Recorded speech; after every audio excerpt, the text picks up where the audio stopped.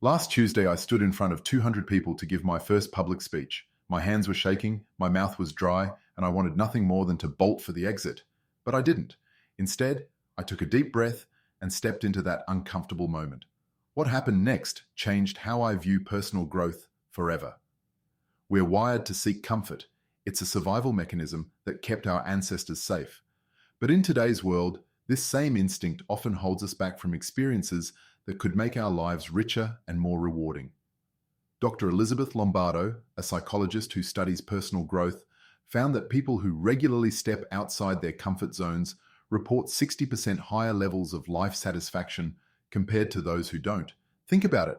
Every meaningful relationship you've built, every skill you've mastered, and every proud moment you've experienced started with an uncomfortable first step.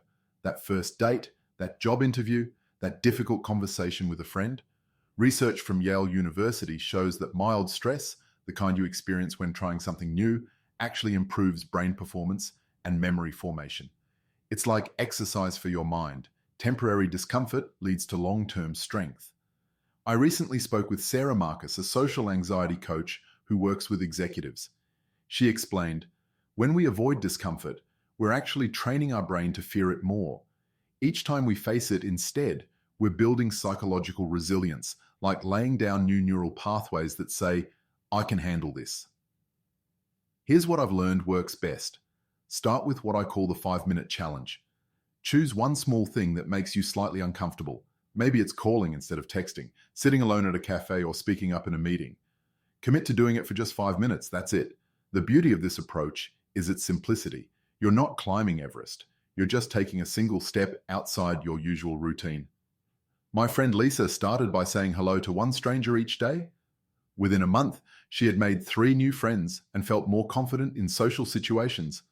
What's fascinating is how these small challenges create a domino effect. After that first speech I gave, I found myself more willing to voice my opinions in meetings. I started taking on projects I would have previously avoided. My relationships became more authentic because I was no longer afraid to show vulnerability. Remember, the goal isn't to eliminate comfort completely. That would be exhausting and counterproductive. Instead, think of expanding your comfort zone like stretching a muscle. You're not tearing it apart. You're gradually increasing its flexibility and strength. So tomorrow morning, try that 5-minute challenge. Pick something small that makes you nervous.